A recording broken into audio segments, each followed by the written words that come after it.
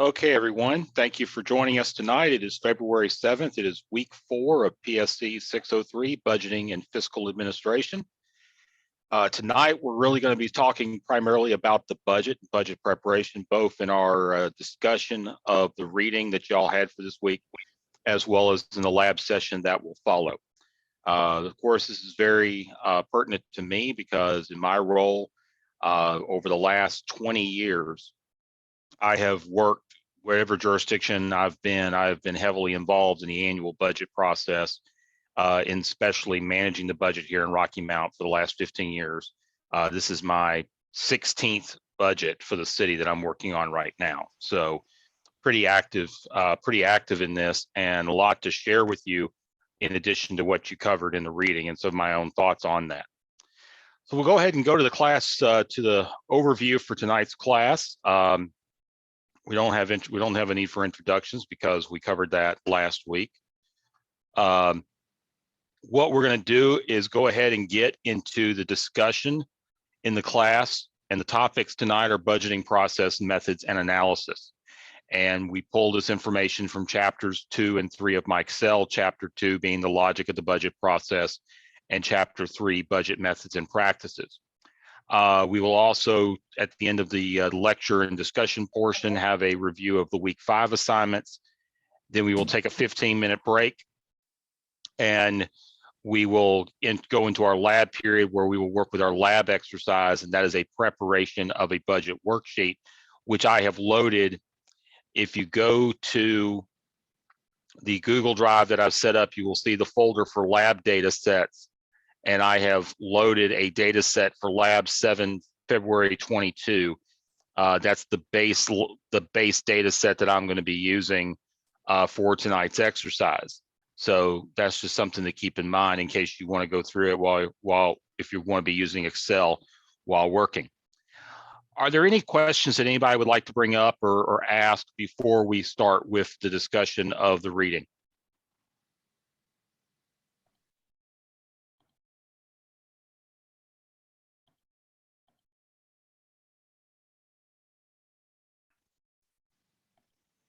Okay, seeing none, we'll go ahead and get started.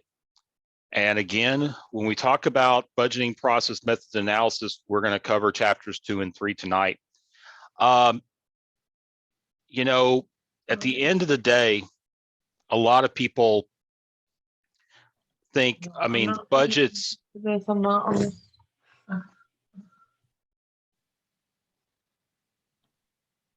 Okay, just make sure. Everything that a government does is pretty much tied to some type of budget document and formal budget document. And that's what we're talking about tonight, is formalized budgets. Does anybody want to define what they think a budget is?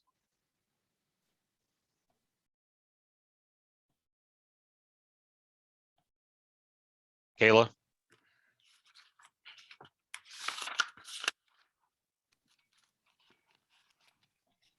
Are you calling on me? I was just looking, I apologize. I saw that you turned your microphone on, so I thought maybe that you were wanting to give an answer. Oh, no, I didn't, but I can aim for it. Okay, great. I think a budget is a balance of funds. Okay, that's one way of looking at it. Anybody else want to chime in? I will. I would say, for us, I think it's a snapshot of what the organization, what monies they're gonna have coming in, and how they are gonna be expended out. Excellent. That's good. That's good to add to it. Jillian? Yeah, I think it's more like, it's kind of like a roadmap of where you're going, what you're funding, what your program priorities are. Okay, JK? Yes, I think it's a declaration of an organization's priorities. Absolutely, that's a good part of it. That? I was going to say it could also be a plan for organizations to prepare for unforeseen circumstances. All of those are definitely parts of it. Jacqueline? Yes, I have a definition that I didn't come up with myself, but the one that I got from the reading is it takes a policy plan for provision of physical services and translates it into the cost of providing that plan. Excellent. And that's a good synopsis. And I think everybody's personal definitions tie very well into it.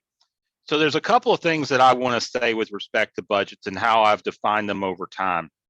The first thing that I want to make very clear when we talk about government budgeting, the first thing you need to know is that budgets are law. They are laws. They are reviewed, deliberated, and adopted by governing bodies. So whether it be a city council or a county commission or the state legislature or Congress, and then executed by the president or the governor in the case of the states, budgets are legal documents. They are ordinances or resolutions, depending on how they're set up in a given state. But they are legal documents and have the enforceability as such. Typically what they do is they set the standards with respect to how money is raised, the revenues that you need to raise, and provide the authorization of raising those revenues, and then tie that back to using the revenues that are generated, or the resources that are generated, to provide the programs and services and infrastructure that is expected of government from a policy or operational perspective. So everybody, all of y'all's definitions tied in very nicely. They also tie in nicely to how the Government Finance Officers Association defines excellence in budgeting. They have a program that's administered at the local level nationwide. It's kind of like a annual accreditation program for budgets. And what they look at is for a budget to serve four primary purposes. For it, first of all, to be a financial plan. There is the financial components to a budget. There's an operational guide to explain what the operations are of a jurisdiction. This gets a lot into financial, but not only financial, but also non-financial information. There is the policy document, which deals specifically with policies that not only govern the city in general or govern various departments, but also govern the administration of the budget in terms of how amendments are made, transfers, how the budget is actually managed on an active basis. And then there is the communication device, how the budget is assembled in a manner that somebody can read through it. And I'll be honest, I've written budgets for 20 years, and they kind of have the tendency of reading like an operations manual, which may or may not be everybody's favorite type of reading. But the idea being is that through proper visualization, proper presentation of data and information, we can facilitate effective communication to elected officials, to residents, to others that may be interested in learning more about a given jurisdiction. Now, do budgets have to be balanced? I would It say, depends. Okay, Linda, go first. oh, I would say yes, a budget would have to balance. Okay, somebody was about to say something before that. Who was that? It was me. I was saying. Okay, JK. I was saying it depends, because it depends what entity is making the budget. It depends what the priorities of that budget being made. It also depends on the limitations economically. Like, for example, the federal government does not necessarily have to balance this budget because it's the presider over our sovereign currency. However, everyone else who cannot print bills out in their basement that are considered legally able to buy things with, everyone else has to budget and balance in that way because they can't create currencies, they're currency users. Understood. Brantley, what did you want to add? Was going to say, I believe municipalities in North Carolina have to have a balanced budget by law. That is correct. And pretty much nationwide, all local governments and all state governments have balanced budgets. And we'll get into a little bit more about what a balanced budget means here in a second, but they technically have to be balanced. And as JK mentioned, the federal budget does not have to be. Angie? That's what I was going to say. I'm good. Thank you. Okay. All right. You're welcome. what we typically mean by a balanced budget. And this is very important because there's a lot of talk politically about, particularly with respect to how Washington operates, and saying, well, what they need to do is pass a balanced budget amendment. But what a balanced budget means, technically, if you read the definitions provided by GFOA, or they're in most budgets that are prepared by jurisdictions, is that the revenues that you've identified, both current revenue, which include current revenues, financing, as well as utilization of reserves, equal to all the anticipated expenditures. So theoretically, even if a budget has a supposed deficit, if you have a means of covering that deficit, which at the federal level means issuing debt for operating expenditures, and that's really what the feds do that nobody else does. The feds issue debt for operations. Governments all over, local, state, federal, issue debt for capital expenditures, for infrastructure, for purchasing of vehicles, or buying or building new facilities.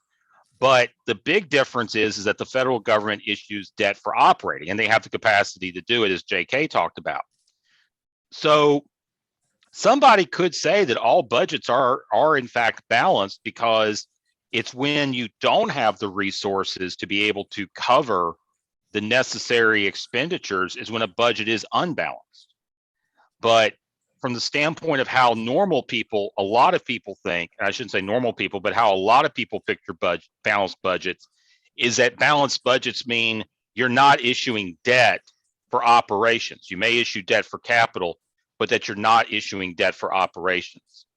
And JK texted, put in the chat what he was talking about, the difference between a sovereign, stable monetary nation like the United States, who are creators of currency, being able to run unbalanced budgets, deficits, because they are in a sovereign position. And of course, state and local governments, we do not issue their own currency, even though some cities and states are talking about issuing cryptocurrency, which I'm not going to get into, but there are a couple out there that are talking about that. I know Philadelphia is, and that Miami has talked about it. But the reality is, there is a lot of that's a pretty good item to work off of. So we've identified really what a budget is. We've talked about a balancing of a budget. Now it's time to really understand the budget process. And Dr. Mike Sell talks about that in his book. What were some of the things that you learned about the budget process from the reading?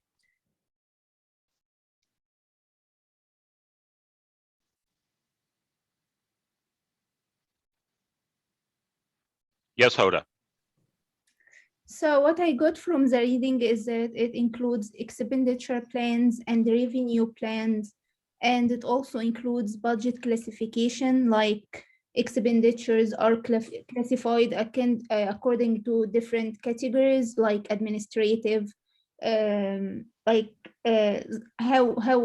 the funds will be allocated to the departments. It also be classified as economic, like the type of expenditures, like utilities, supplies, and all this stuff. And it also could be classified according to its functional, like the purpose or the objectives of the government, like is it educational, the purpose, educational or national defense or whatever.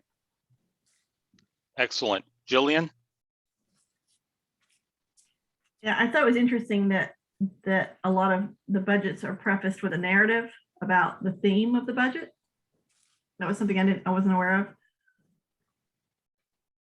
Absolutely. And what I will say is this: budgeting has come a long way. I'm more familiar with how budgets were done at the local level than how I'm with the history of budgeting at the local level than I am necessarily at the federal state level. But we're still talking about, in terms of the concept of annual budgeting here in the United States, we're still talking about a process that's only a little over 100 years old.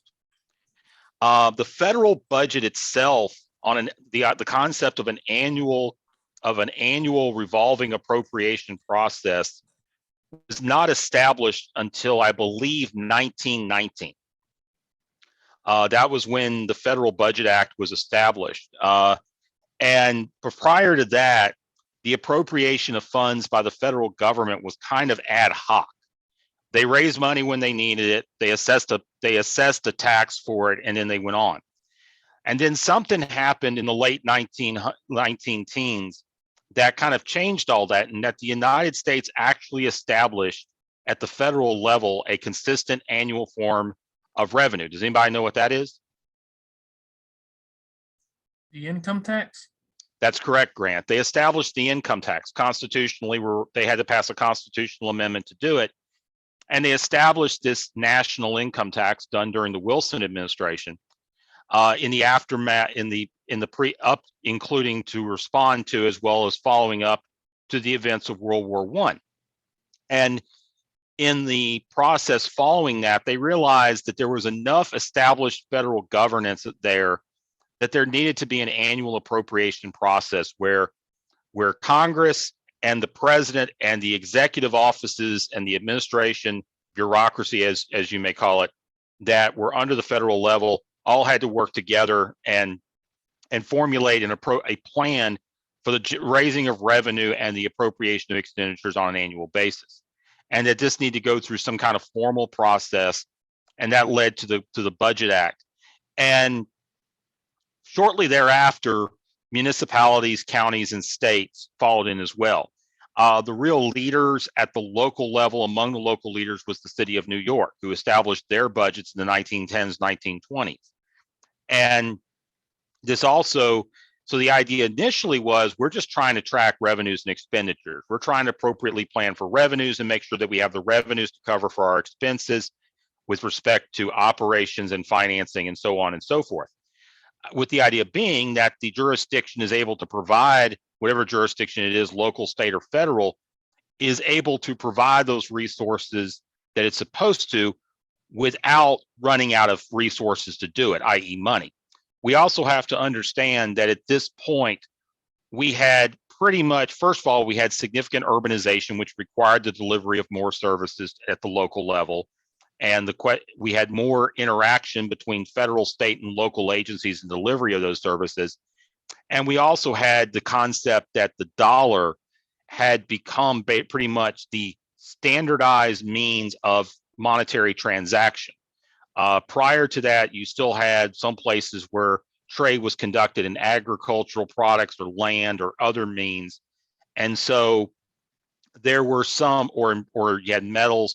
And by the time, and with the establishment of using silver certificates and other means, we finally had it established in practice by the early 1900s that we would transact pretty much all financial dealings in the United States would be done in standardized currency, i.e. the dollar. And I'm seeing a good comment from Jessica talking about how it starts with expenditure, how budget planning starts with expenditures. Some people agree or disagree with that. Some people think it should start with revenues, and that, of course, those are people who are typically more fiscally conservative, who believe you should cap revenues at a certain level and then a plan for expending properly. But from an expenditure perspective, it ensures that you are at least planning for your costs with respect to the services that are expected or that you're authorized or required to provide. So that's definitely a component of it as well. But in the beginning, budget appropriations was really about just simply allocating, was simply about resource allocation. Sorry about that. And we began, and that occurred for an extended period of time. And as we moved through the middle and the late 20th century, we started to see more incorporation of some of those other concepts that I talked about that comprise effective budgeting. The idea that along with being a financial plan for the appropriate allocation of revenues and resources, we also began to see other aspects that tie into budgeting. And modern budgeting now is a process where, and the way I explain it to our staff is that you have non-financial information, you have financial information. Most jurisdictions, when they prepare budgets, or at least most, and I mean not all particularly larger cities don't do this, but most communities, including cities the size of Rocky Mountain, including others, when we prepare budgets, we typically rely upon the account and financial structure established by our general ledger. And what the general ledger is it's basically everybody should be familiar. Most of y'all are probably familiar with general ledgers, particularly those who are involved in operations, whether at the university or an existing agency or such. But the general ledger basically divides out all of the revenues and expenditures into particular accounts that are either charged or collected, where funds are allocated or deposited into for accounting purposes to be able to properly track what's going on. And so typically you end up with this general ledger, and you have all these accounts, and those are known as line items. And so most people are familiar with the concept of line item budgeting, that you're basically setting the budget for each, and we're talking about the expenditure side here. You're talking about each individual expenditure within a given organization.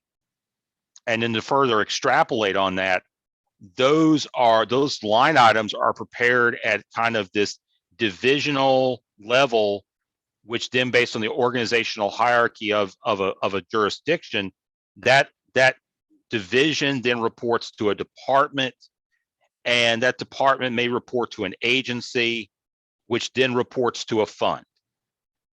And when we get into governmental accounting next week, when you have a chance to listen to the video that I'll prepare, I'll try to do a better job of explaining it. But there's a hierarchy in which the way that these accounts are organized, these line items are organized. And like I said before, you have the fund because we use fund accounting, and that represents the government as a whole, or a particular group within the government as a whole. Then you may have an agency. This would be the case at the state level, not as much at the local level. Then you have the department, which is typically the next level below fund at the local level. Then you would have an office or a division within that department. And then that division would then have a set of line items that they would be responsible for allocating funds to and expending and managing those funds appropriately. And the same is also true for revenues, because revenues are collected from a variety of sources. Within each set of line items, then you code them on the basis we talked about categorization. And typically the categorizations that are used, I know Mike Sell explained in general what those categories are more theoretically, but at a functional level, those categories are kind of like what I talked about in last week's lab and showed you in the example. You have wages and salaries, which is payroll, or the payroll tied to direct compensation. Then you have benefits, which ties to indirect compensation, whether it's taxes, health insurance, retirement, or so on. Then you have professional services, which is like when a jurisdiction pays for consultants or lawyers or an auditor or whatever the case may be. Then you have operating costs. And those are, the cost of supplies, gasoline, parts for maintenance itself on equipment, those kinds of expenditures that occur during the course of a given period of time, in this case, fiscal year. Then you have what are known as obligations. And for legal purposes, obligations have a legal requirement to them. So like, for example, if you sign a multi-year lease for a copier, a lot of jurisdictions a lot of jurisdictions like businesses lease copiers. You're signing a contract that's going to be over a period of several years. Well, you have to budget. And this is like those, as I talked about before, this is the part that you have to budget immediately. You have to make sure the money's in there because you're obligated to it. You have to budget for that lease. It would be the same if you're leasing vehicles or leasing equipment, or if there's any other contracts that you're entering to where the contract terms are pretty strict and are based on a set price per month or a set price per year, you're required to budget for those obligations. Then you have debt service, which again is a legal obligation for the payment of debt. Then you have capital outlay, which are your capital expenditures. You typically, from a code standpoint, separate your capital from your operating, And you do that, one, because you want to track it separately, but also because for accounting standard purposes, you have to keep track of all of your capital outlay because those are capital assets. And those are reflected in your financial statement, which we'll talk about next week. Then you may have other miscellaneous expenses. You may have transfers from one fund to another within a given governmental entity. And those are the various categories that exist. So that categorization is very important. And in the lab example we'll have tonight, I'll show that some more as well. There's also, of course, there's a lot of different aspects to the process. And what I will say is that the budget process in terms of preparing a budget really comes down to this. There's a preliminary process, kind of an internal process where a select staff, typically those in the budget office of a given jurisdiction or agency, are actively involved in forecasting what's going on in the current year so they can compare it to prior years and then take into account other things to be able to forecast not only where they believe they're going to finish this year, but also where they anticipate and where they can project and forecast things are going to go next year, particularly with respect to revenues. So while departments are focused primarily on expenditure budgeting, which they'll do later, there's central staff that are focused on revenue projections. And that's what I'm doing right now from the standpoint of next year's budget. That's what I'm doing here in my office, because you've got to give guidance as they're working through the budget on how they can prepare their budget to be able to be in as best position as possible to balance without too many changes later on before it's submitted to your governing body. So for example, if I were to know that revenues, like say, if overall current revenues, those revenues which are generated from taxes and other current sources, those revenues that we create year after year on a regular basis, if I was to know, or if I was to forecast that those revenues were going down next year due to changes in economic activity, due to trends that are occurring, and this was the case after the 2008 market crash and the subsequent recession, we knew revenues were going to go down because economic activity was going down.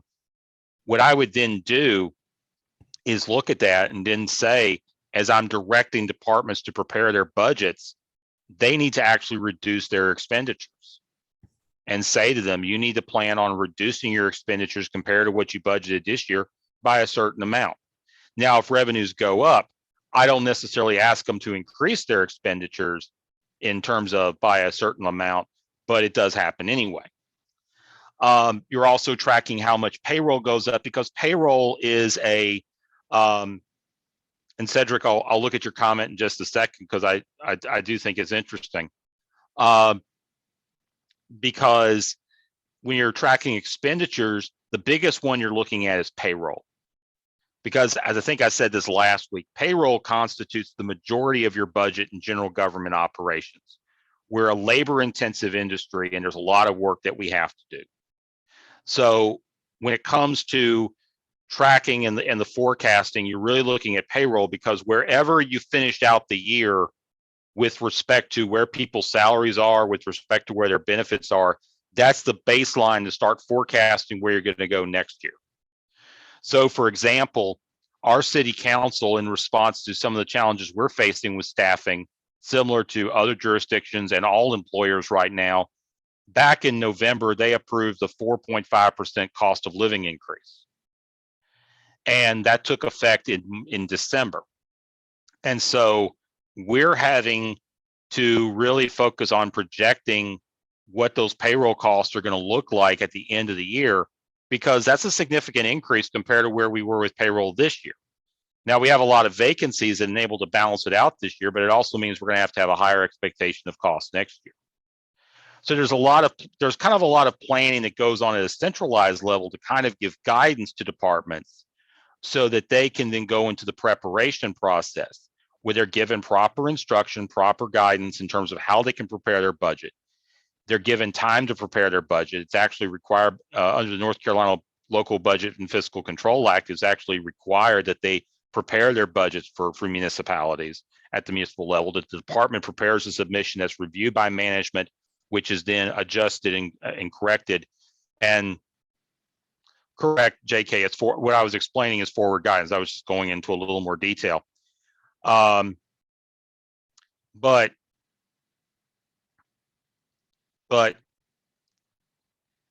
the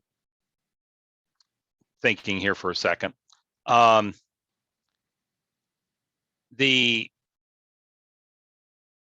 situation you want to do is you want to put the departments in the best position they can be to be able to present a budget, to be able to prepare a budget that takes into account as many factors as you can determine. And then of course they got their own operational considerations with respect to staffing, program delivery, the adjustment of those revenues that they do control, like various fees for service, which is primarily what they have to control. Various capital projects, particularly those that are identified in the capital improvement program. They submit their budget. It then goes to in our case here in Rocky Mount, the city manager's office, and in my office in the budget office, which is part of the CMO. And we're responsible then for reviewing everything and going through deliberation. And that's when you sit down with departments and review their budgets and you see how they're doing. You ask them questions. Once you get to that part, then you've got to take care of balancing. And I think they talk a little bit more about that in chapter 3, but then there's the balancing phase. Then you put everything together, including not just the financials to show how you're going to balance, but also all the narrative information with respect to how you're going to achieve, how you're going to implement policy and achieve various policies, goals, objectives, and so on. And then you take that to city council. They have a chance to deliberate on it. You have a public hearing to engage the public. And that's the minimum that's required by state statute. There, of course, are a lot of jurisdictions that have engaged in far more public participatory processes, and we will talk about that a little more later. But then you come to deliberation and adoption. And once that budget is adopted, then you have the responsibility of turning it around and getting it in place for the city to use it, for your jurisdiction to use it by July 1st. And what that really means is having it in place in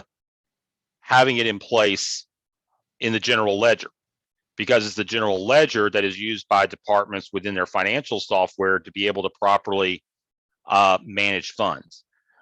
I want to go back.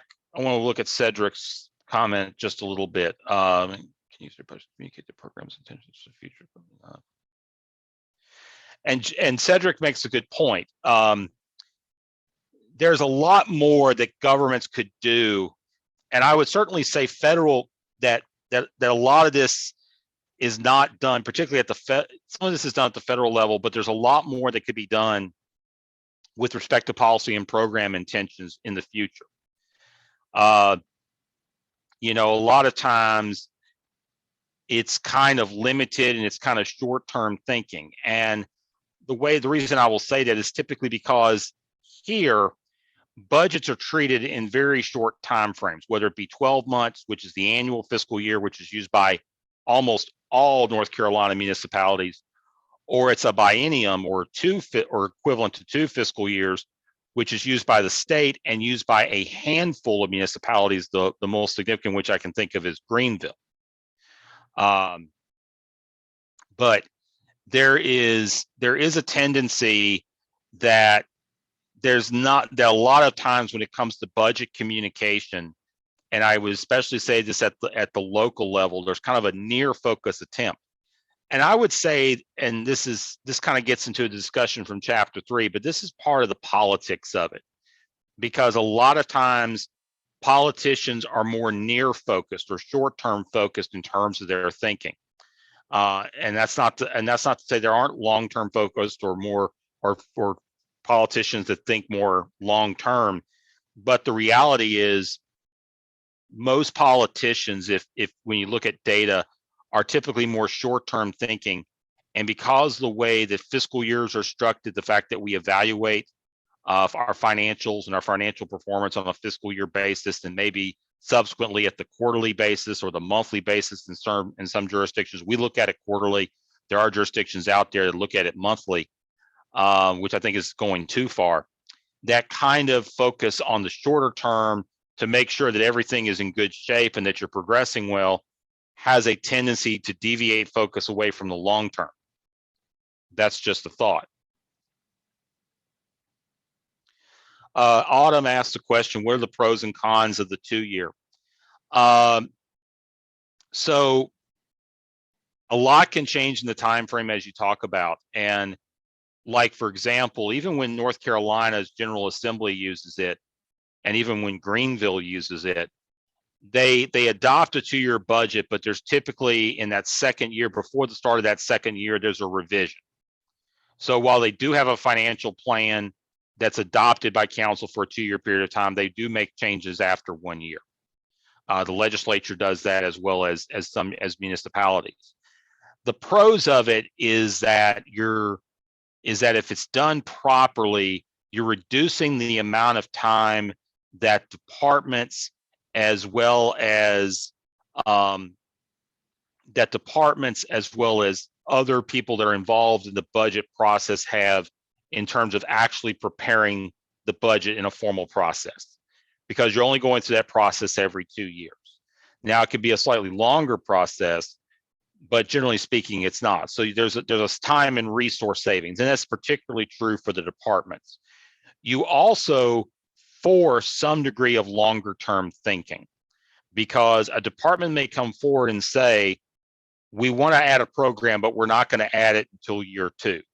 So what you're really doing is kind of setting up a situation where you're appropriating funds with the plan that, hey, this is going to be done in year 2 as opposed to year 1. Like, for example, our solid waste department here in Rocky Mount decided to add some services to their solid waste operations.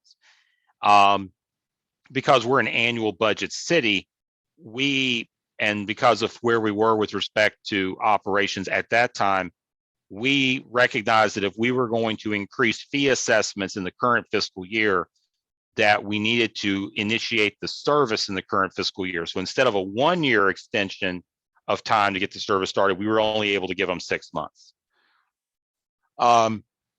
Brittany asked a good question. How does the mid-year, how's the budget process account for mid-year changes after the budget for the fiscal year has already been approved? This kind of gets to the budget cycle, which I'll go ahead and get to. I've kind of covered various things as we've moved forward, and I'm going to come back and ask some questions here in a second. But when a budget's adopted, and this is the thing I always like to tell people, that budget in terms of the appropriation levels that are set on the expenditure side that are set for each account don't necessarily last that long. There are internal and external processes for changing the budget. When we move funds from one account to another without changing the overall appropriation level that's been authorized in the budget ordinance, that's known as a transfer. And typically, most jurisdictions have a policy, an internal policy, where they allow staff to move funds from one account line to another without changing appropriation levels. And those appropriation levels are controlled by fund. So example, within the general fund, let's say a department comes to me and they say, I need $25,000 in additional overtime to cover for the fact that I've got a bunch of vacancies I can't fill. And I'm having to use more overtime of my existing staff. So I would project where they're going to finish out the year with respect to current full-time regular wages. If they've got $25,000 to spare after I project where they are right now, then I transfer those funds from the full-time account, from the regular pay account, to an overtime account. And that's just one example of a transfer that would be done to make mid-year changes. If, for example, we get a grant, or we've realized that there's some additional work that we need to do that may require an appropriation of fund balance, or we're in a situation where revenues are not performing at the level that they were supposed to. This was our big fear when COVID arrived in the spring, late winter, early spring of 2020. Then we may go in and say, we need to make a budget reduction, in which case we would actually reduce appropriation levels, and correspondingly to balance, we would reduce expenditure levels. Or to give us some flexibility, we would transfer funds out of existing operating department accounts and move those into a reserve so that we didn't spend them unless we actually had the money. So those are some examples there. But the fact of the matter is, budgets are changeable, but there has to be formal processes for them. You have the amendment process, which is when you actually increase or decrease overall appropriation levels by fund, and that requires the approval of your jurisdiction. So, for example, in North Carolina, if you were to increase a city's budget by, say, $50,000 because you got an extra grant to pay for something that you're doing, or you had to reduce the budget by $50,000 because a particular revenue wasn't going to come in as previously planned, you would have council adopt an amendment to make that overall appropriation change, which means you show an increase in reduction in revenue and an increase in reduction in spending. A transfer is an internal process, and it's typically governed by some kind of written process where a department, for example, here, a department comes to me or to one of my analysts and says, I need to move money from this account to this account. We review it, make sure it's good. We send it off to the city manager for their approval. They sign off on it, and then we make the transfer. But we're overall not changing the appropriation level within the fund.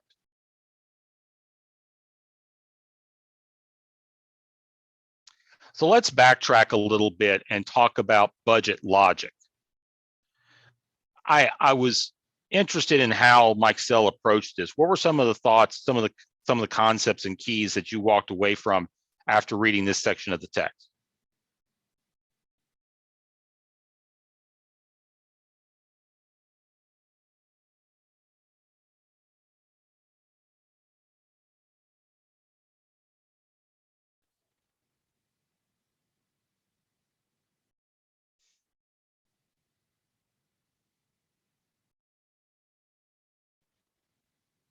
This section starts on page 55.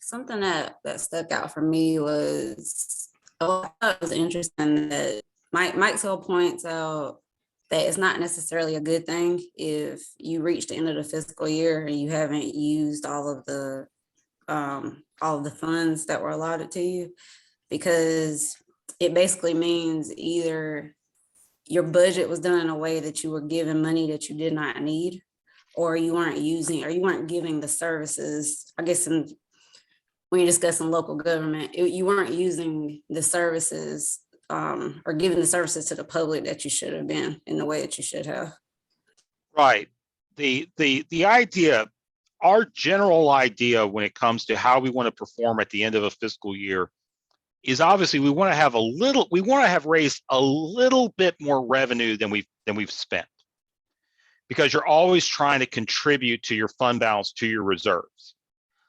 But just like with a nonprofit organization or any kind of public sector entity, there's a difference between being fiscally responsible and making sure that you're living within your means, and then having a gigantic amount of revenue that you turn back over to fund balance, because clearly that there's been some failure that's occurred in that case. Like right now, one of the biggest challenges that jurisdictions face is that there's a lot of work to do. We've got a lot of work to do here in Rocky Mount. I know Raleigh's got a lot of work to do. Greensboro, Winston-Salem have got a lot of work to do. But the challenge is, one, we're facing the same staffing limitations that everybody else is facing. There was actually a report that came out 2 weeks ago that talked about how right now, if you looked at the entire public sector workforce, particularly those that have experience, half of them are thinking of leaving their jobs within the public sector. And that's been because there's just been a lot of challenges and stress associated with the public sector and pretty much all levels of public sector employment over the last couple of years as a result of the pandemic and various other issues that are going on. So when you have vacancies, you've already budgeted for that salary to be filled. You've got vacancies. You may have to spend some money in overtime. You may have to spend some money in hiring temps, whatever the case may be, but you're still saving money. That's money that's not being spent. The challenge is, and we're dealing, and a lot of cities are dealing with this right now with some of their services, this may affect actual service delivery if you don't have enough personnel to do it. You know, trash service may be picked up a day late because you don't have enough people working garbage routes. That may be due to resignations. It may be due to sick outs due to COVID, whatever the case may be. So there's a lot of stuff. There's a lot of truth to that, because if you're late in a project, like for example, if a project's delayed and it could be totally outside of your control, but you've already got the money appropriated for it, you've got to plan accordingly to make sure that that money, you're not going back out and collecting that revenue again. So you got to adjust your budget the next year to make sure that you're only collecting that revenue once. This is especially true when you're financing something. When you're dealing with the acquisition of equipment right now, the same delays that may affect you from being able to buy the car you want, in terms of being able to find a good newer used car that you're looking for because of the supply delays, those same delays are affecting the purchase of pretty much any kind of motorized equipment that you're trying to find within government. And even before that, the lead times required for turnaround once you sign a contract to purchase, like say a fire truck or a garbage truck or an electric line maintenance truck or whatever the case may be, also known as bucket truck, those lead times to take for delivery can be anywhere from 6 to 15 months. So there's a lot of delays that can occur, and that can skew numbers. And then there's the fact is, are you actually just delivering this? Are you trying to deliver the service? So for example, right now, I just finished our second quarter revenue and expenditure reports, and I have to show the council in a couple of weeks, next week, that right now our operating ratio is the highest it's ever been in terms of revenues to expenditures. It's typically high this kind of year because we collect property tax in December and January. And that means we collect a lot of our revenue for the fiscal year at a particular time, which means we have that money to use for the remaining 6 months of the fiscal year. But the reality is, we may be in a situation where, because of circumstances beyond our control, due to what's been going on with COVID and the fact that this revenue is coming in, that we might find ourselves with a significant contribution to fund balance. And there's going to be some people who are going to simply ask the question, and these are well-meaning people, why do you need all that money? So there are some challenges that have to be taken into consideration. And so, Brittany, you're absolutely correct. Yes, Angie, evaluation. Evaluation is important because, typically speaking, budget offices don't just do, financial work. They're also doing program evaluation. They're in a position to be able to really, from the outside, evaluate the performance and operations of any department within a jurisdiction or agency. And so they are positioned to be able to evaluate it. They can look at it obviously from a standpoint of financial efficiency, but also program effectiveness. And if you look at what a lot of budget offices do in North Carolina, especially because there's a lot of focus on performance evaluation and performance measurement, the budget offices are heavily involved in that. They may oversee those performance programs in terms of collecting data, evaluating that data, benchmarking that data over time or with other jurisdictions, or generally considered best measures, key measures, and they're very involved in that. Darlie, the federal budget logic process is contradictory. Yep, I would say so. A lot of what the feds do is contradictory. So you want to opine a little bit more on that? I think the examples you were given, along with the one that Mike Sell gave us with the SNAP program, how it's supposedly designed for low income, but then designated to be administered by the agency that is providing the agriculture. Right. Yeah, that's always been an interesting aspect about SNAP, or what was known as food stamps before.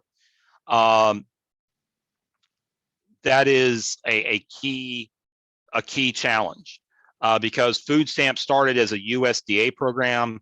It used to be that you actually bought food stamps. They were not just given out freely. You actually had to go buy them. Of course, you were paying, I forget what the ratio was, but it was like 2-to-1, 3-to-1, 4-to-1 with respect to them. I worked at a convenience store in the mid to late 90s, and I remember when we still got paper stamps, and the ways that people used them. And then changed to SNAP, which of course is an EBT program, electronic bank transfer program, and is run differently now, but it's still administered by the same agency. And as best as the feds try to, it doesn't necessarily coordinate with other agencies. So it's definitely a challenge. And the same could be said for a lot of the other programs that are out there, because the federal government is so large, and it talks about this a lot at the beginning. And there's a chart that I want to show that I'm going to go back to here in a minute,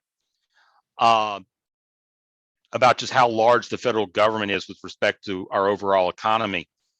But the federal government is so large, and of course, it's the budgeting process is far more political at the federal level than it is at the state, and the state process is far more political in North Carolina than it is at the local. The local level process for budgeting based on state statute, which I'm going to cover in a future lecture, is much more administratively controlled. At the state level, it's a combination. At the federal level, it's predominantly controlled by Congress. The president has some involvement. The president's required to submit a budget. Congress could basically sit there, take it, and put it on a fire if they wanted to, because they still are the ones who introduced the legislation. And there's a lot to be said with that. And so there's different levels of involvement, and that can definitely affect. And as a result, because of that, at the local level, you have pretty tight coordination. Even in larger cities, you have pretty tight coordination and delegation of duty. At the state, you may have some overlap, some areas where programs are maybe not exactly in the right place, but that's how they happen. But the administrations typically try to work together. And then in the feds, it's a free-for-all, as Mike Sell points out. We'll go back to something Cedric said.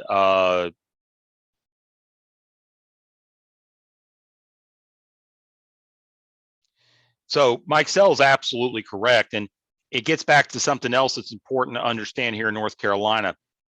In North Carolina, we're required, for any public funds that are expended, we have to define a public purpose.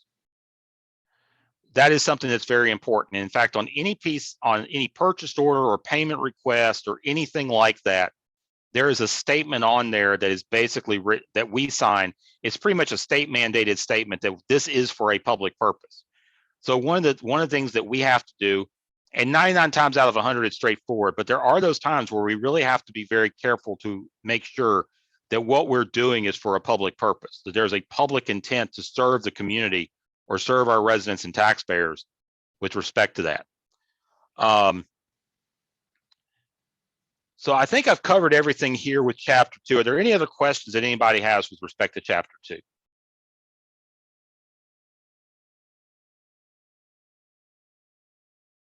Yes, Bradley. The administrative versus functional classification. Okay. Could you just talk about that a little bit? Is that just kind of an aesthetic thing, or is it a little deeper than that? Well, let me go back and pull it from the reading. Hold on just 1 second. Page 62. Yeah, I knew it was kind of in that area. I'm looking, let me get to it.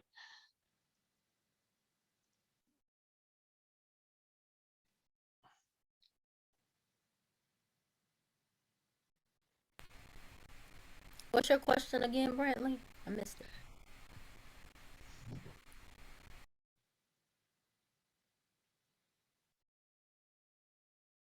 Bradley, you want to restate the question? Yeah, sorry.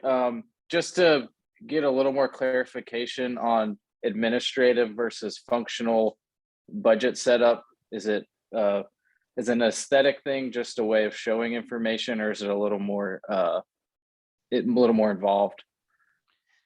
It's more aesthetic, but there's a lot of involvement in it. Like an example of this, a functional rather than administrative, is what they call program-based budgeting, which is a kind of budgeting that's come about in later years. And it's the idea that when you're communicating information to the public, you want to try to simplify and aggregate it in a way that you're really showing how much you're spending on X. Sometimes that's very easy to do because your organizational administrative structure is structured that you're able to clearly define it. Like, for example, if someone asks me how much we spend on solid waste, I could easily define that because I have a division within Public Works that does that. It's a rather large division. But if somebody then came to me and said, how much do y'all spend on animal control? That would be a little more difficult. It's not that the information wouldn't be valuable. I can see the value for somebody in it. But the animal control operation is a site that's managed by a division within the police department. And so unless I structure the coding within the budget so that I delineate I set up separate accounts for the animal shelter, I then have to go in and more properly allocate those accounts, particularly when it comes to payroll. I can set up separate account codes, and this gets like to an even a tighter direction of a line item. At the end of the day, the feds have their own definitions for it, as do the states, and you will see local governments do it. If you use very broad terms with respect to functions, it's very easy to do. Like if I say public safety, that's pretty easy. That's police and fire. And I say that's a function of government. I can explain that pretty well, and I've done that before. But if I were then to ask, okay, how much are you spending on animal control? How much are you spending on, traffic enforcement? How much are you spending on communications dispatch? If I have those kind of wrapped into, because I have a support services division in the police department. Support services does a variety of functions that then I would have to separate out their budget to separate out those functions. So it definitely has aesthetic value. And especially as we've gone with program-based budgeting, there's a lot of people who like it, particularly because program-based budgeting leads to something known as priority-based budgeting, and this was something that came about in the early 2000s. It was done in Washington State, and some other jurisdictions have looked at it. And this was the idea that jurisdiction, that what you should do when you're needing to balance a budget with a necessary reduction in revenues due to economic projections, in this case, the early 2000s financial recession that was due to the dot-com bubble bursting, which was a big issue like in the Pacific Northwest. You have to take into consideration what are the primary priorities that the people have of the services that are provided. So if you can get an idea of what those cost, then you can prioritize based on input and various other things. Then you look at how much money you got, and then basically you budget until you run out, and then those programs are either cut or reduced. So that kind of functional organization has value. And there are a lot of politicians who love it because they want to be able to say, we spend this much money on X function. But it is true, because the way organizations are internally structured, and particularly how that internal structure of the organization then has to line up, how the accounting system has to line up so that one staff is not working across multiple divisions, and is as simple as possible. Because we have to remember, anytime you're requiring them to manage accounts or manage various internal administrative functions is time you're taking away from them actually delivering service, or resources that you're having to pull away that you can be putting to deliver service. It creates a challenge. Any other questions?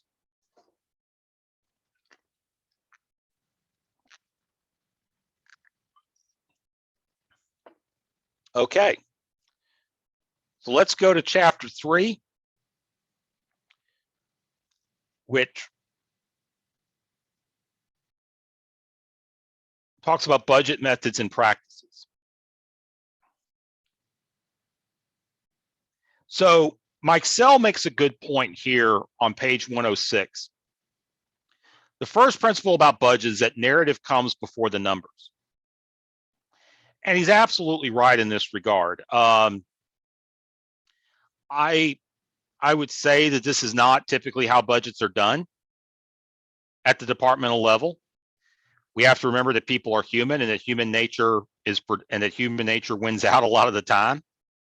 But if you're actually planning appropriately, you're actually thinking about what you're doing before you do it. So from the standpoint of budgeting, you're actually thinking about what the budget is trying to accomplish before you actually program it out financially.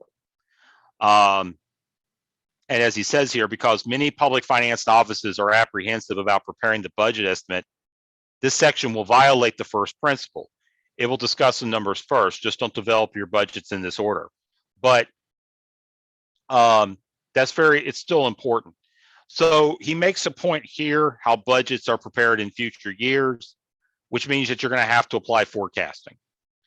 Again, that forecasting a lot of times is kind of controlled or dictated by the instructions that are provided within an organization. But what are some examples that you can think of when you're thinking of operating expenditures or other things that you can think of that we do know that adjust over time that you would have to properly forecast for if you're running an operation where you have vehicles and you got staff and you've got programs and those type of things? What are some things we have to take into consideration from an expenditure side when we're forecasting? Brantley, fuel costs, absolutely. What else? Maintenance. Maintenance costs can go up. Carolyn, inflation, very good. Inflation in general, especially right now. Material costs. Material costs, rates to pay staff, leasing costs, those contractual costs, those may have escalators in them.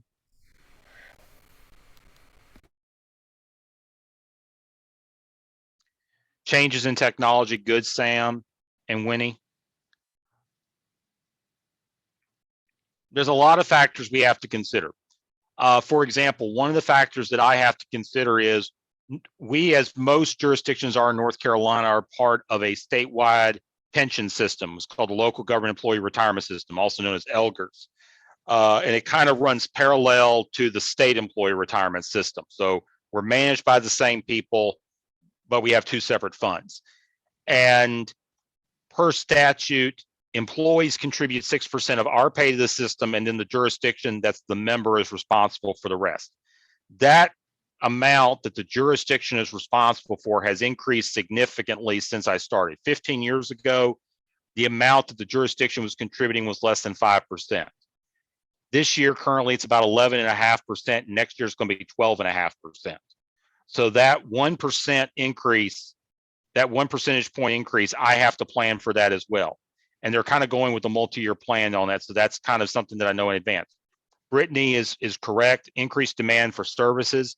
Whether you're in a growth area and you're expanding your programs and services, you have increased demand through those means, or you're providing a particular service where demand is going to increase due to the nature of the service.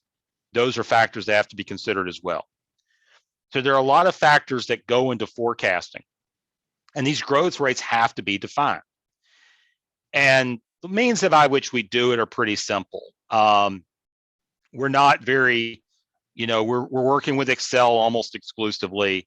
We're not trying to reinvent the wheel or try to get too cute with it, because honestly, simple forecasting gives you, similar to almost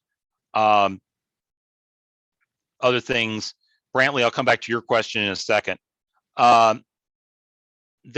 We have to be kind of mindful about this. And so we have to apply forecasting, and it's relatively linear. It's a time series, algebraic style, like a linear equation. So if X year gives you Y amount, and then you increase it by 1 year with a certain rate of slope, it's going to give you the next Y amount. Brantley, what was your question? Try to elaborate on your question a little bit, Brantley. It seems kind of dramatic, the shift in the municipal contribution to the retirement fund. Why has it changed so much? So the philosophy that went behind it, I mean, it's 1 percentage point, but that's still a significant percentage amount in terms of overall rate. And in terms of the impact, it's going down because it went a percentage point last year. Is that Elgers is committed to making sure that we're relatively fully funded with respect to our pension funds in terms of meeting our obligations and liabilities.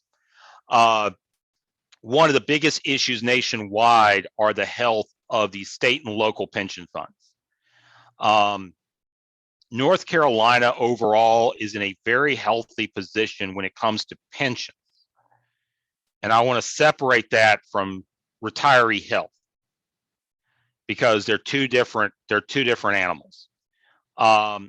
North Carolina, when you look both at the state plan for state employees and you also look at the plan that local governments are members of, generally speaking, we have enough in assets to pretty much cover our liabilities long term. And what they're trying to do is continue to build these funds in part so that as time goes on, there can be adjustments to these to help fight off inflation. Because in North Carolina, those annual adjustments are not automatic. Those have to be approved each year. So whereas in other states, particularly those that are union states where the pension retirees are guaranteed, like say 3-4% annual increases based on inflation, we don't have that here. And so but at the same time, the fund is under a lot of pressure from employees groups to say, hey, look, we're getting killed on this inflation stuff. We need help.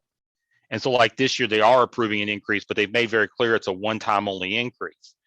But they want to make sure that these funds stay relatively funded above 90%. North Carolina gets very good marks in it, and that's part of the reason why we've got such strong bond ratings. We have a AAA state bond rating. We have several municipalities that have AAA. And our state position is so good that even cities like Rocky Mount that are good but not great in terms of our financial condition, and that's just because we're not large enough. We haven't seen the economic growth. It's nothing we've done internally. We've done our best we can internally, but even we can get a AA. So if you go out there and you're a municipality in North Carolina and you've got some resources, you can put it together, the value the state has and the way the state manages its assets and also controls local debt puts you in a pretty good position to get a AA. Which of course reduces the interest rates that you have to pay on bonds. So that's just kind of the part of it. Now that's separate from the healthcare issue where some municipalities and especially the state have huge obligations that they haven't paid on that. And their philosophy on that's pay-go. So they're going to pay those obligations as they come due, which could mean in the future for North Carolina, there could be a significant increase in those obligations on retiree health for retired employees that could have a dramatic effect on current state budgets. Not saying it will. And I give credit to the treasurer for doing everything he can, and both him, Treasurer Fowle, and Treasurer Cowell before him, trying to do their best to manage that. They were very, that was a big focus for both of them over their tenures, but that's a huge issue. But at the end of the day, they don't control how much money is invested by the state. That's controlled by the legislature. So they're doing the best that they can, but they've definitely sounded the alarm to say, hey, this is an issue that you need to address.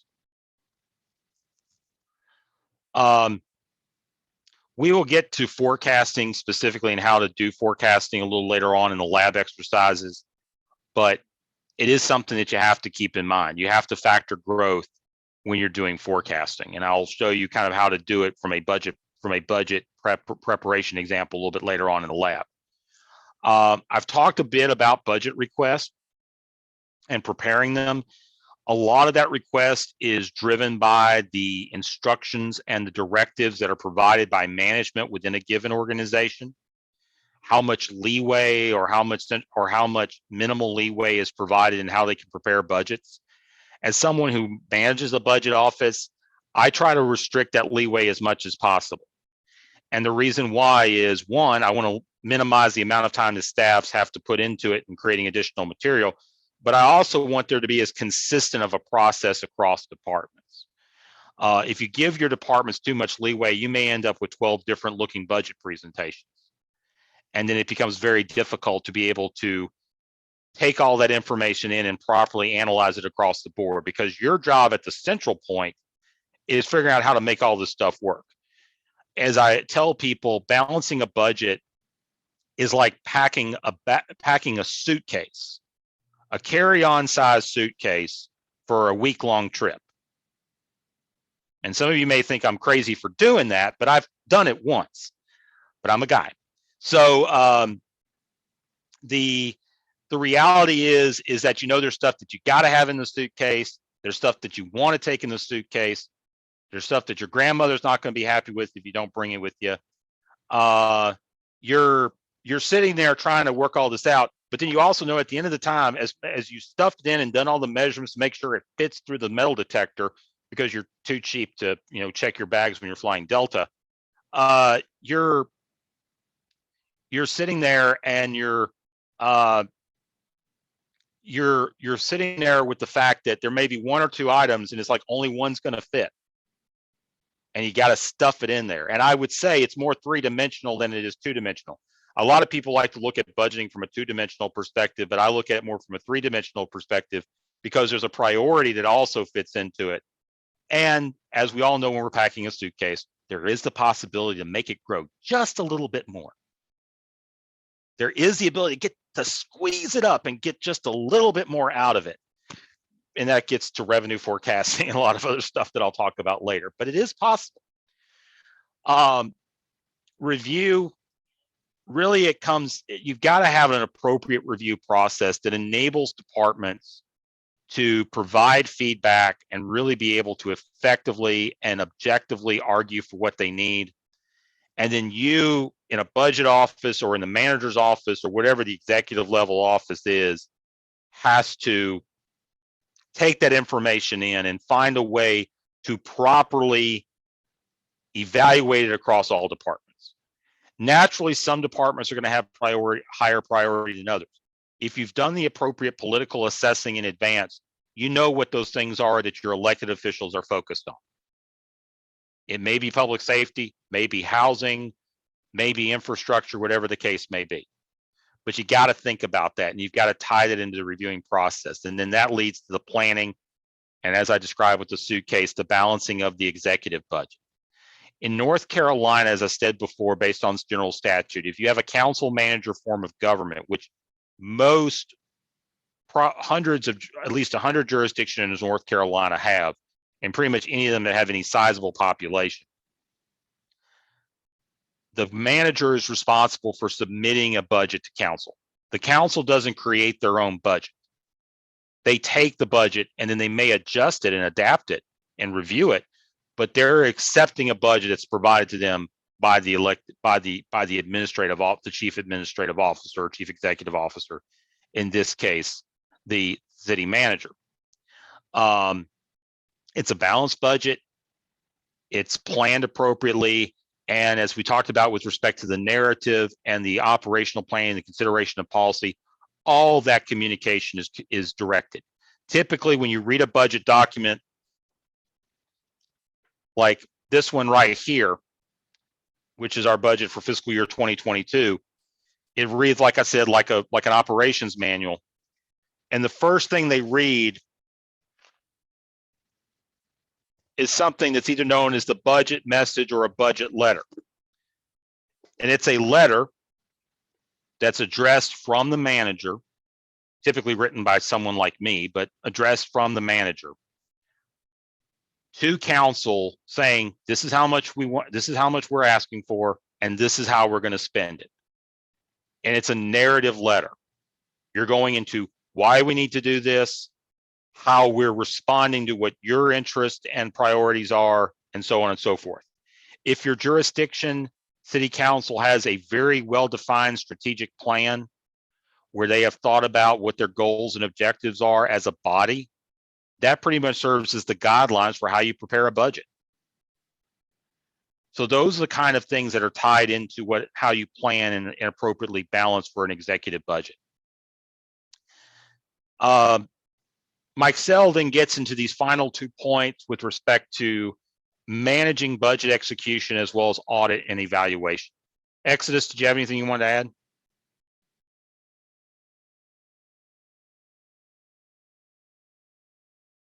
I'm sorry, I just saw, I thought I saw your hand up. I'm sorry. When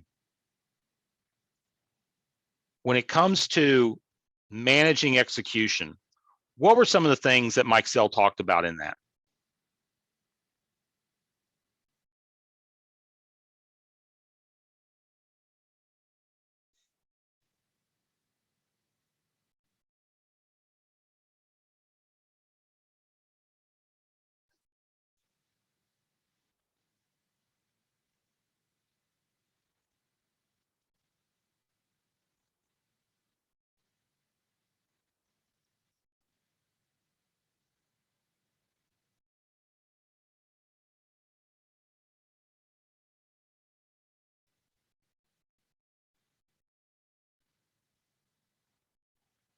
And I do want to go back to Mike Sell's comments about budget reduction strategies in just a second, but let's talk about execution first.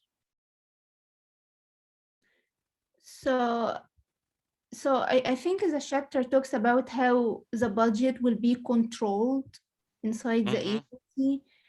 Like, for example, the recording the transactions,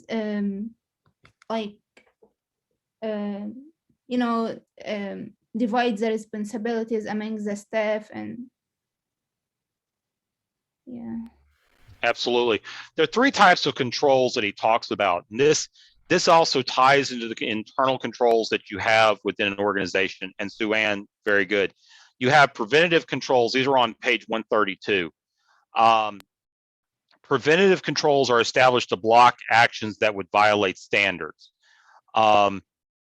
And a lot of this can be tied to purchasing policies or procurement policies that jurisdictions have. Just because a department may have money that is appropriated for a given purpose doesn't change their responsibility for how they use it.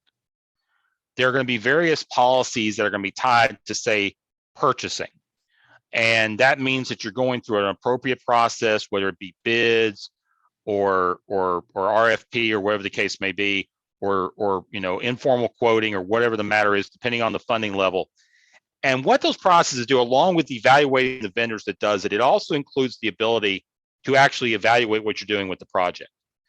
But again, just because what you want to make sure is just because a jurisdiction has money to spend and a department has money to spend doesn't mean necessarily that they're just automatically given the right to spend it. You've got to have controls in place to make sure the money is still being used properly. Then there's feed-forward controls. Feed-forward controls perform diagnostic or therapeutic actions in the spending process. This can include variance reports that automatically place stop orders on certain accounts when differences between actual and budget expenditures exceed certain levels. This is pretty much standard, and in North Carolina, it's required.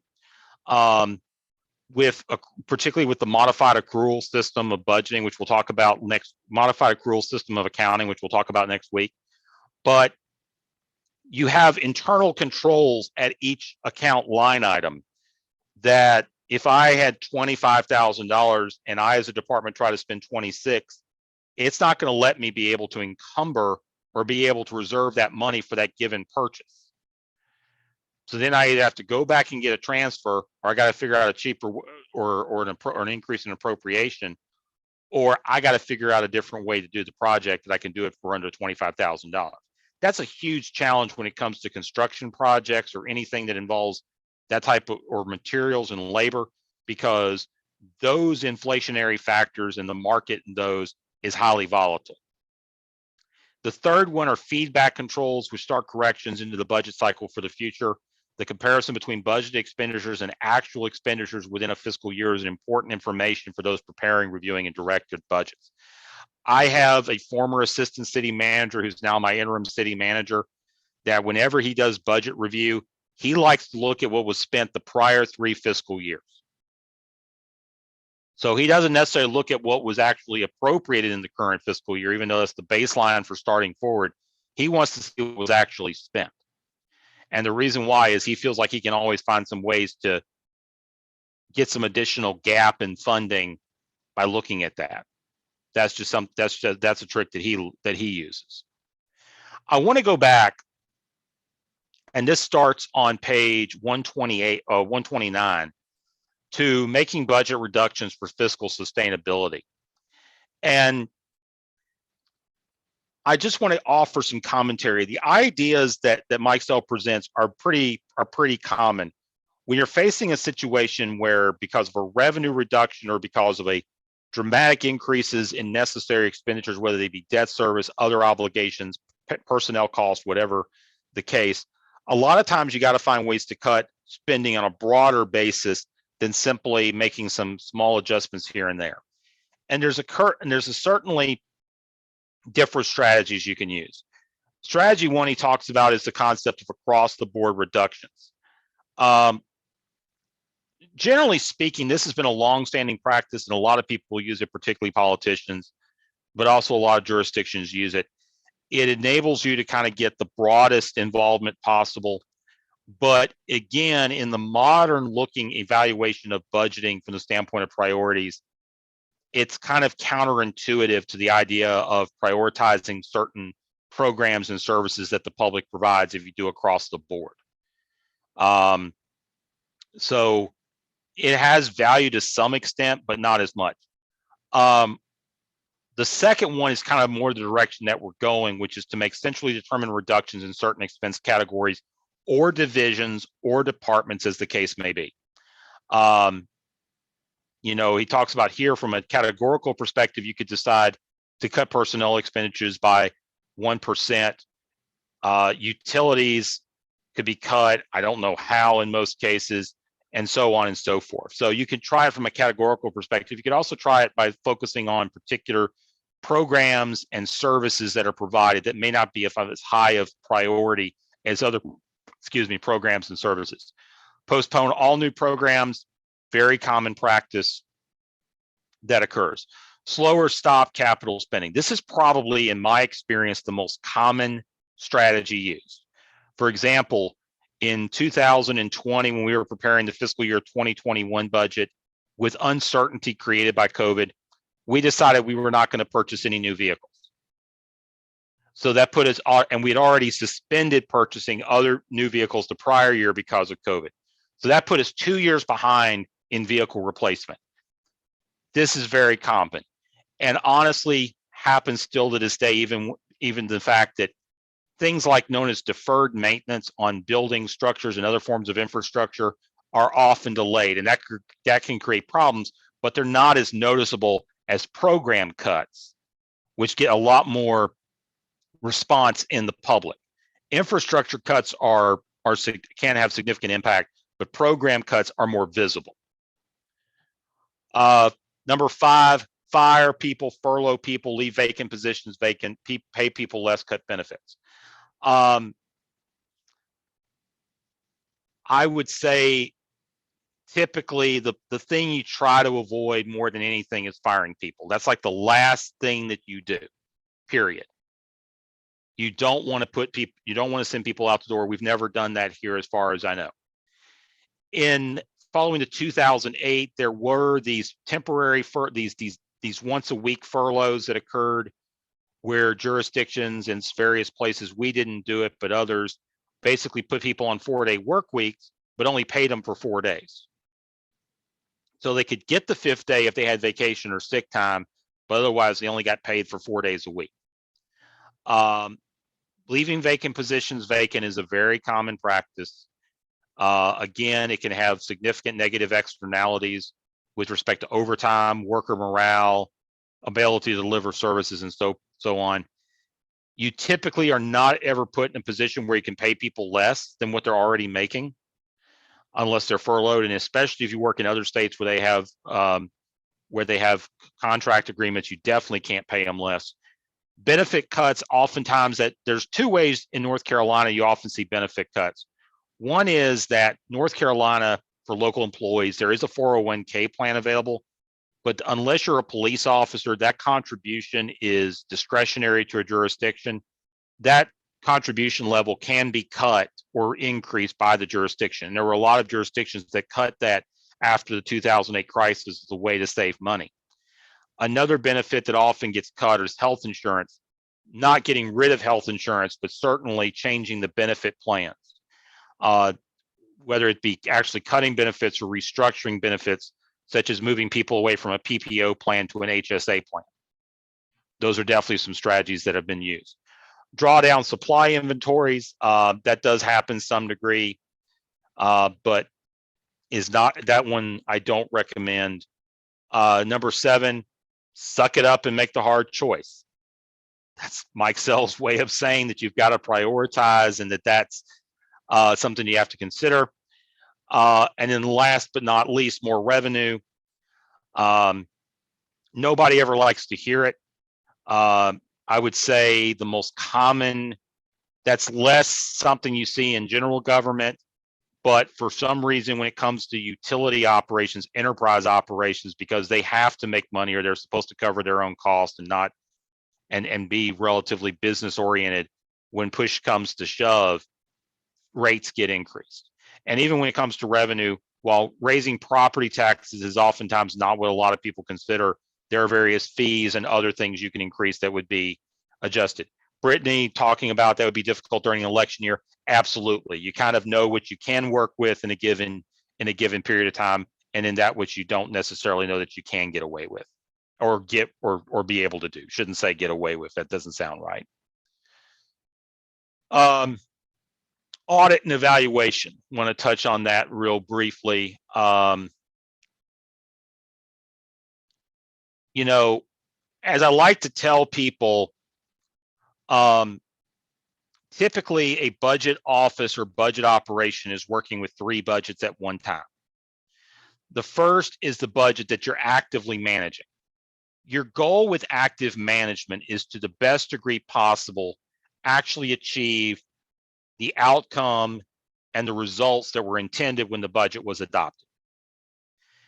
At the same time, what you're also trying to do is make sure that while the budget is balanced while it was adopted, you actually want to be in a better financial position at the end of the fiscal year than you were at the start of the beginning of the fiscal year. So if you happen to save some money here, get some additional revenue there, and you're able to contribute to fund balance, you've done a good job. The second one is the one that you're preparing for next fiscal year. We've talked a lot about that tonight. And the third one is the budget that you're closing out from the prior year. And this is where the audits and evaluation get into places. I would honestly say that budget offices probably could spend a lot more time on this than they do. A lot of times because it often overlaps with trying to get the budget process started. Typically, a lot of people look at auditing and stuff like that and go, ain't that for the accounting office? And it is, they pretty much handle that. But the reality is it's still part of the process in budgeting. And you do need to take time to really evaluate what you do each year at the end of a fiscal year and seriously evaluate, see what doesn't get done. There are some cases where you may have, particularly one of the things that you're doing as you're transitioning from one fiscal year to the next, is you're taking into consideration those projects and major expenditures that did not get expended in the prior fiscal year, either because the project didn't get launched or because, for example, you ordered a fire truck, you got a 15-year lead and it's not 15-month lead time on it, and it's not going to be ready until January, which is in the next fiscal year. So what you've got to do is do what they call a carry forward or a carry over, where you take, whether it's financed or it's cash that you've committed to it and that you encumbered from the prior year. We'll explain more about encumbrance next week. But then you got to carry that money over through an amendment in the current year, but in the new current year budget. So that's something you have to take into consideration. You know, There's the audit. So evaluation is important. Auditing is important. There are, even though they're rarer now than they used to be, there's still too many cases of people with nefarious efforts. And he talks about ghosting, bid rigging, and other things. He gives an example on page 139 of what auditors look for. Typically, pretty much everywhere audits are done independently. You contract with an outside firm to do your audits when you do them for an annual financial year. In North Carolina, you use approved accounting, approved private public accounting firms that are approved by the local government commission. I'll talk more about that at some point in the future. In some states, the audits are actually done by the state for local governments. They have state auditors that come in and do your financial audits. As you're going through the course of a given time, there's also the fact that many jurisdictions, including us here in Rocky Mount, have gone forward with hiring and establishing internal audit offices. And these individuals review stuff that you're doing in real time. Because typically, if you find out during your annual audit, one, you're going to get called with a finding, which is going to be a questionable mark on your audit results. But also, it also means typically that a lot more has happened and that you have a lot more work to do. So what the internal audit does is that enables to try to catch things as they happen so that you can correct them going forward. This helps improve the quality, overall improves the quality and effectiveness of financial operations. Some other examples that he gives are honest graft, diversion, shoddy material. I say a lot about that, about road construction, kickbacks. Some of these were very common for a long period of time. They're not as common anymore. They do happen, but they're not as common. But definitely a lot of information that's included in chapter 3. Are there any other questions that anybody has with respect to chapter 3?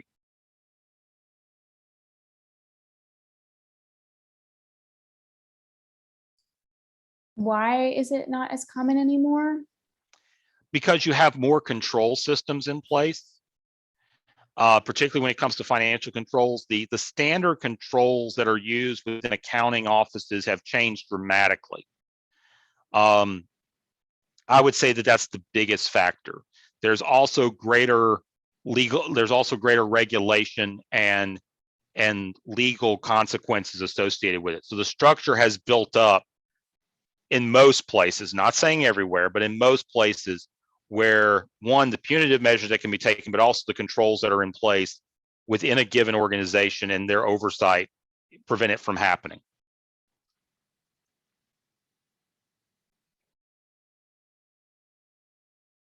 But again, it can happen. And it's something you always have to be mindful of. Winnie asked an interesting question in the chat. Yeah, let me look at that. Is government shutdown a reflection of a poor budgeting process? It can be, but I would honestly say it's also a reflection of politics.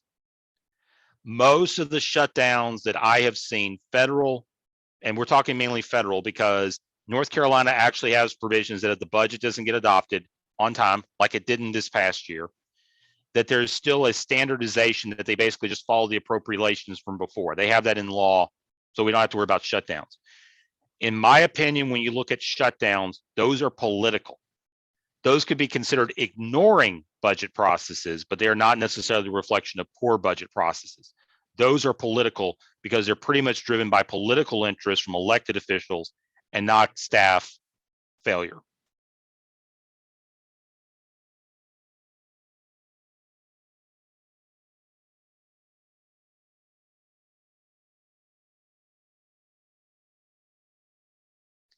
Okay.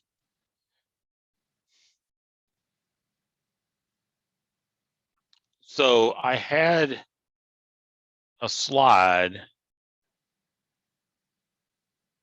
that had on it, I don't know where it went, but I had a slide that had on it the assignment for next week. So let me write this up real quick.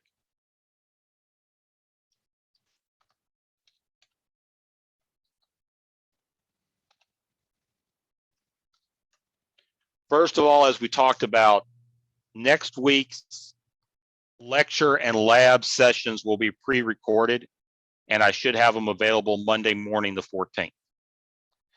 So the course reading, and I apologize, I have to look this up. I should know it.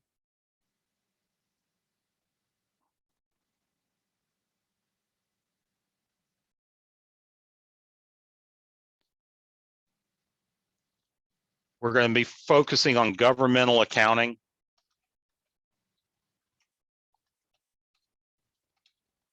And I believe it's pages 80 to 87. Please consult your syllabus to make sure. We also have the lab exercise, which we'll be getting into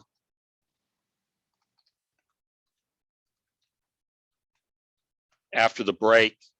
And that is due to the instructor by midnight on February 14th. And that's midnight from Monday going into Tuesday, just to be certain. So say 11:59 p.m. Monday. And that's Eastern time, but I think everybody here is on Eastern.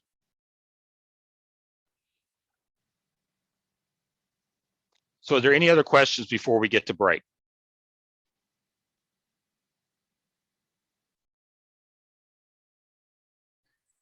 Professor Hunter, you said that the information for the exercise will be available when? You're talking about for the lab? Yes, sir. If you go right now to my Google Drive and you click on lab data sets, you will see a file there that's called data set for lab 7 Feb 2022. And that's the data set that we're going to use tonight.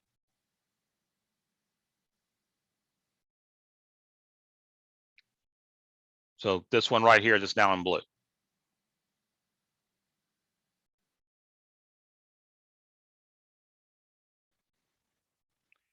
Okay, so what I'm going to do is we're going to take a 15-minute break. We will reconvene at 8:07 and begin with the lab portion of tonight's session. Thank you all very much. Excuse me, Dr. Hunter. Yes. So the recorded video for the last lab session did not have the screen share.